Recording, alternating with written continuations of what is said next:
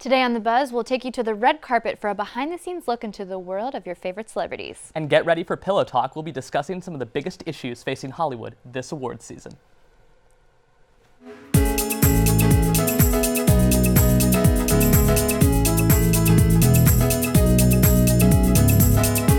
Welcome to The Buzz. I'm Stephanie Haney. And I'm Will Farnsworth. Let's get started with this week's Hollywood news. Finally, it might be the romance we all want to happen. Riri and Drizzy. Drizzy.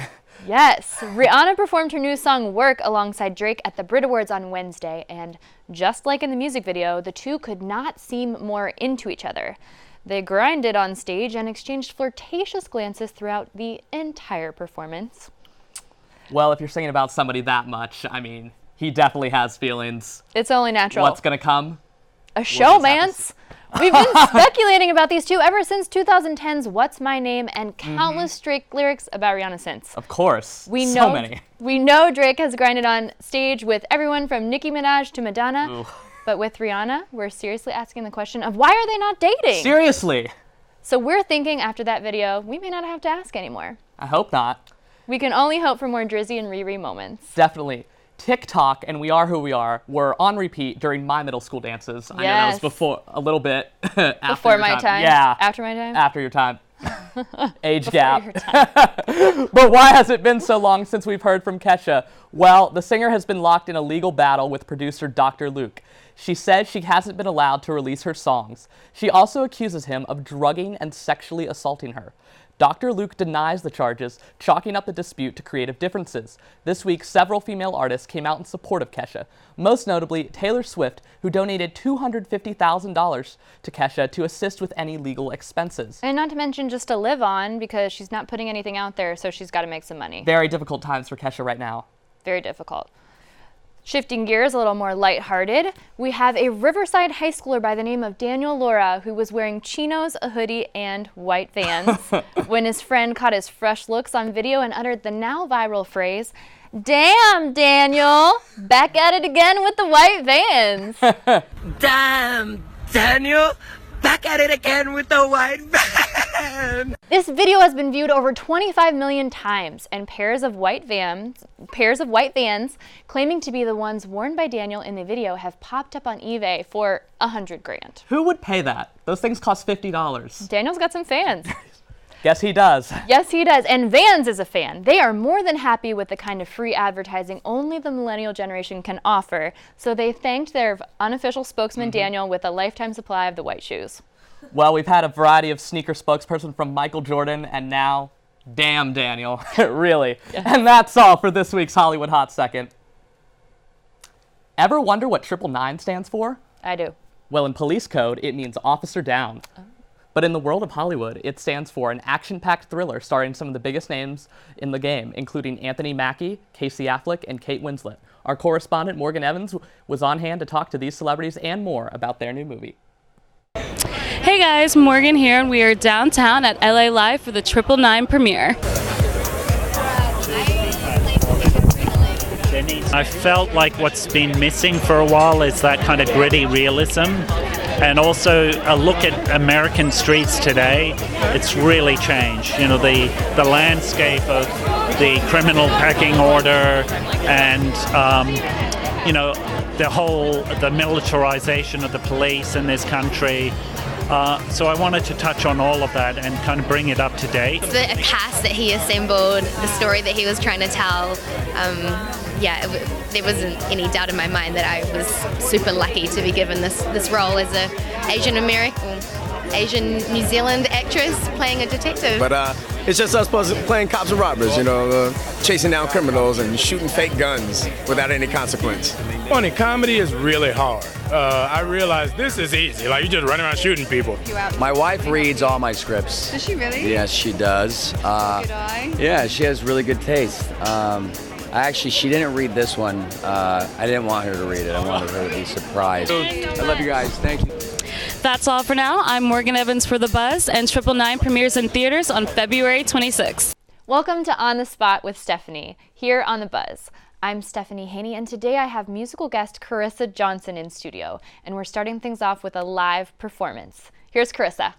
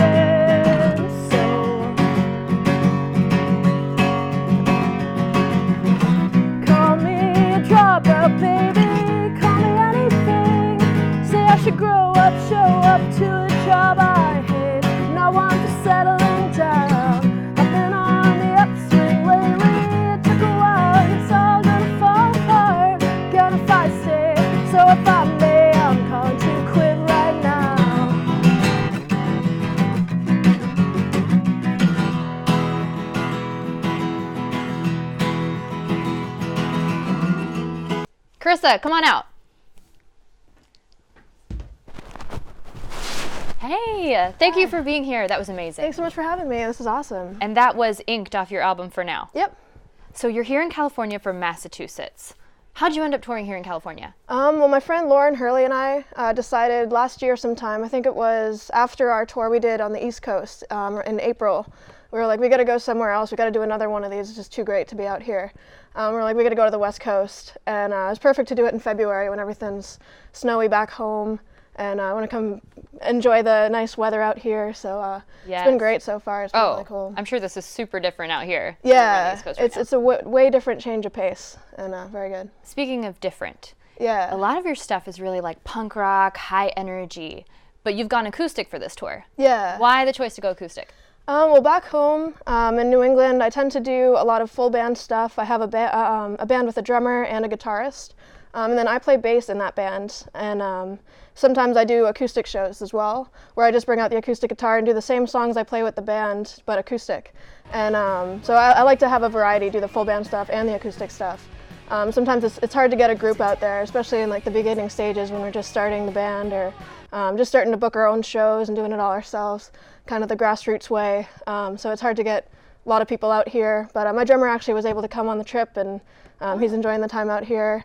And hopefully next time we come around, we'll do a full band thing. Right on. But it's cool to just be out here doing the acoustic stuff. Very cool. So you can't see this at home, but you're actually wearing a Sex Pistols shirt, which is really interesting because you've actually been described as the Go-Go's at a summit meeting with the Sex Pistols, which is kind of a crazy range. Yeah, that was one of my favorite reviews that I got. I remember reading that and I was like, yes. Yeah. It's cool when people in the interviews describe my idols and they reference them because I'm like, they're what made me want to pick up a guitar in the first place.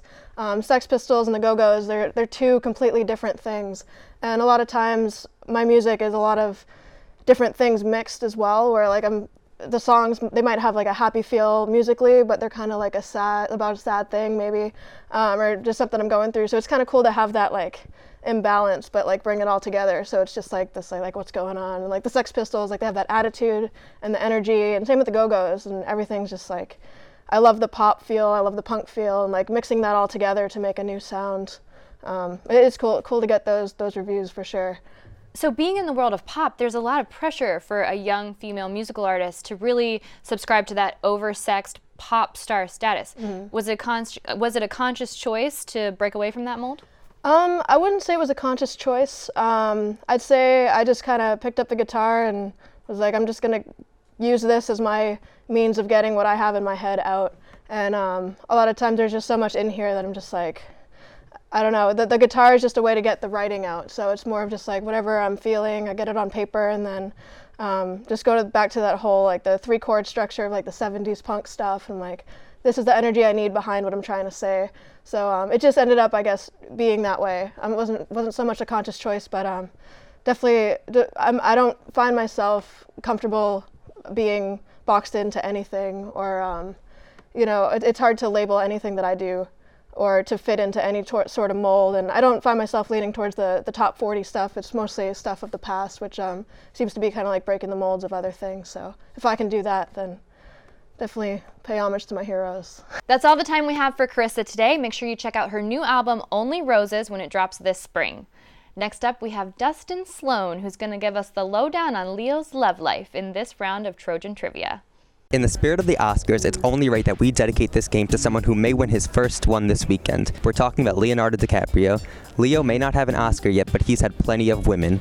Today, we're going to see how well Trojans know Leo's past relationships in this game of Trojan Trivia, DiCaprio's dates.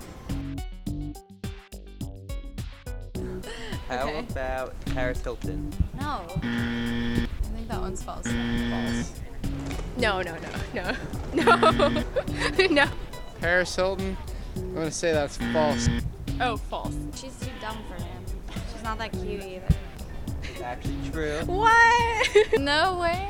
I was hoping Leo had more character than that. How about Selena Gomez? I feel like false because she's so young. No. False. False. False? She's too young. She's like really young. She's like 2. She's like 6 years old. She's probably a little young for Leonardo DiCaprio. probably get the cops called on him if he did. I would hope so. That's a little creepy, Leo. Is it true? It's true. It's actually false. Oh, thank God. Okay. How about Naomi Campbell? Naomi Campbell. Wow, that's a hard one. Naomi Campbell. True. I feel like that's true. I don't know who that is, but she's related to the soup company. I'm gonna have to say true. Maybe. True.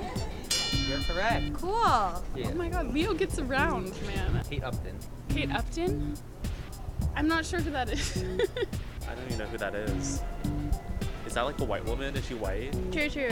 Wait, I don't know. Yes, true. No. I think that one's true. You're correct. It's false. Good job. Oh my God, I'm so bad at this. This is hard. The Oscars may lack diversity this year, but Leonardo DiCaprio's dating life certainly isn't. Thanks for playing. I'm Dustin Sloan, and I'll see you next week with another fun round of Trojan Trivia. Well, Leo can clearly get the ladies, but the question is, will he get the Oscar? We shall see. Next up, political news. Florida Senator Marco Rubio is poised to be the party favorite to fight the anti-establishment campaign of Donald Trump, who is currently leading the Republican delegate count after big wins in South Carolina and Nevada. Rubio finished second in a GOP caucus or primary for the first time on Tuesday in Nevada and is gaining many political endorsements, especially after former Florida Governor Jeb Bush's recent dropout. Former Minnesota Governor Tim Pawlenty called Rubio bold. He's next generation and he's reform-minded, change-oriented. Governor Asa Hutchinson of Arkansas also showed support, tweeting that Marco Rubio is the best bet to keep this country safe. However, Rubio's biggest endorsement came before the South Carolina primary from Palmetto State Governor Nikki Haley, who has, as recently as December had an approval rating amongst Republicans of 81%. I'm Nikki Haley. I'm endorsing Marco because this election is about the future, and the future is now. This wave of new and significant endorsements has already paid off for Rubio, allowing him to leapfrog Ted Cruz in Nevada, his main competitor for second place. This sets up Rubio for a good showing on Super Tuesday. What is Super Tuesday, you may ask? One Tuesday during every presidential election cycle features double-digit state caucuses or primaries. In just 5 days, the states of Alabama, Arkansas, Colorado, Georgia, Massachusetts, Minnesota, North Dakota, Oklahoma, Tennessee, Texas, Vermont, Virginia, and Wyoming will all be at the polls. It is a deciding day in the election process, as bad performances can force candidates out of the race, and multiple wins can catapult them to the nomination. The 2016 campaign season is just getting started, so make sure you tune in to The Buzz every week to catch the latest political scoop. From politics to pancakes, this week we visited Jackson Joe's, a family-owned breakfast restaurant just off Figueroa. This modern-day diner offers a variety of breakfast options such as pancakes, French toast, omelets, and all kinds of combinations. Jackson Joe was created by University of Southern California alumni, and for students, their prices won't break the bank. Also, they employ USC students such as Madeline Hoffensberger, whom we spoke with about their favorite breakfast meal. Ugh, it's so tough. Everything there is so good.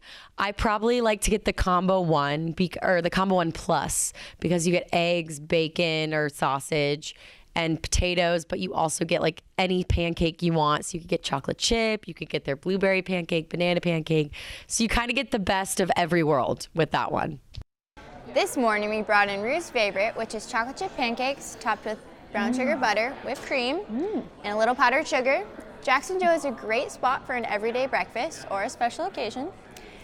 And speaking of special occasions, yesterday was our executive producer, Kristen Laga's 21st birthday. Yes, it was. So she's here with us today to help us try these and to celebrate. I'm excited. It looks like a perfect day after your 21st birthday cure. That's what I'm talking about. Yay, happy birthday. Here we go. You're not gonna try them too? Oh God. Here we go. Gotta get the chocolate in there. So sweet, but it's worth it. The perfect breakfast dessert. It's like a party in your mouth. Really good. Oh wow, the brown sugar I feel like is the key. Yep, for sure. Last Sunday, LA TV and Film hosted the second annual Hollywood Beauty Awards, honoring the makeup, hair, and photography teams behind the glitz and glamour of Hollywood. Our correspondent, Alexa Palermo, was on the red carpet to give us an inside look. Hey guys, I'm Alexa Palermo here for The Buzz. We're at the second annual Hollywood Beauty Awards. Tonight, we're celebrating the best of hair and makeup. Everybody that's behind the scenes is being awarded tonight, so stay tuned.